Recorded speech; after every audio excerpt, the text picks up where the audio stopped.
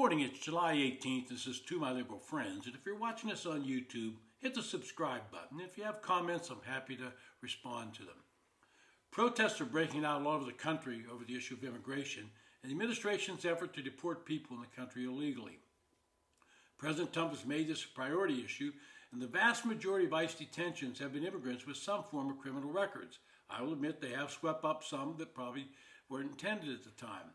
Well, this week, Border Czar Tom Homan made a claim at the Turning Point Conference that in excess of 600,000 illegal immigrants had criminal records.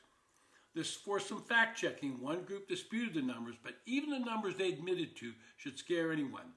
By their own admission, this group, fact-checked, said there were 14,940 illegal immigrants facing homicide charges. 20,061 were listed as having sexual assault charges. 105,000 had assault charges, 30,631 had larceny charges, and 21,000 plus had fraudulent activity charges.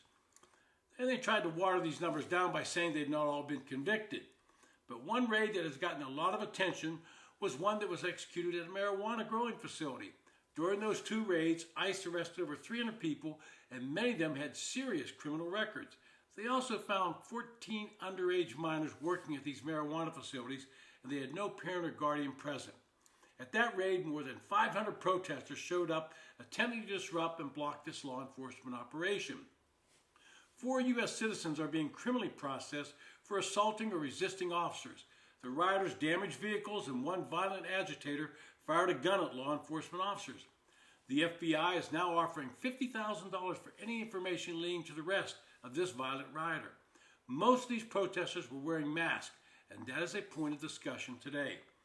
Liberal politicians and their friends in the media are screaming about ICE agents, as well as other federal law enforcement officials, wearing masks. They use all harsh rhetoric and compare these men and women to Gestapo police in Nazi Germany.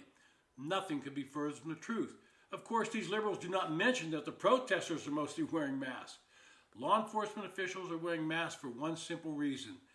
They do not want protesters knowing their identity and showing up at their homes to threaten them and their families. But according to these liberal politicians, this is a violation, and they should be sans mask and have their names easily identifiable on their badges. While the First Amendment protects freedom of speech and assembly, it doesn't shield coordinated campaigns of intimidation carried out anonymously.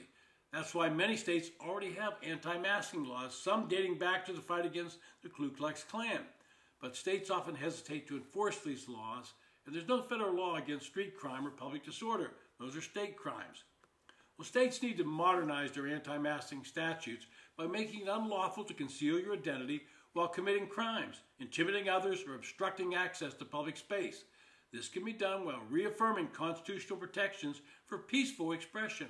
Hiding behind a mask to menace the public isn't protest, it's coercion. Lawmakers in red and blue states alike have introduced anti-masking bills tailored to today's protest landscape. But state action alone won't solve the problem, especially when the worst offenses increasingly take place on federal property or involve interference with federal law enforcement. First, the Justice Department should direct federal prosecutors to pursue enhanced sentences for mass criminals. Federal guidelines allow sentencing enhancements for obstruction of justice or premeditated conduct.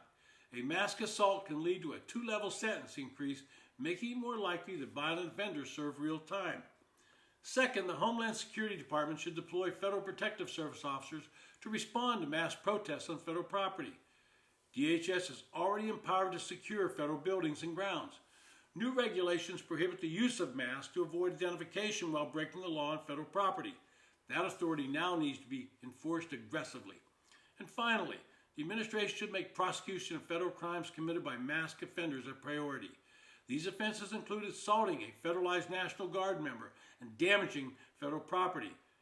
They already are federal crimes, but the added presence of a mask should be treated as a red flag and an aggravating factor. Prosecutors should move swiftly, and law enforcement should make arrests. The First Amendment gives you the right to protest the government and government actions.